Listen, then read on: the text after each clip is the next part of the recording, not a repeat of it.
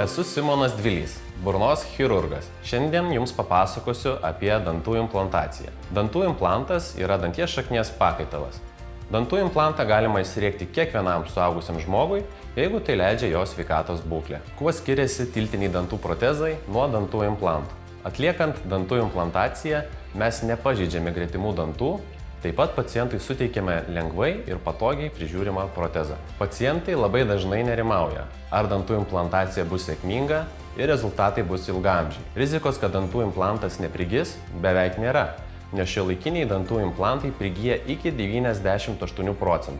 O esant tam retam atvejui, kai implantas neprigyja, procedūra atliekama pakartotinai. Mūsų pacientai moka už galutinį rezultatą, todėl pakartotinai už implantą mokėti nebereikia. Dantų implantacija yra neskausminga procedūra. Atliekant švelniai ir kruopščiai, ji pacientams nesukelia diskomforto. O jeigu jums dar kilo papildomų klausimų, mielai jūsų lauksiu konsultacijai klinikoje Oksdenta.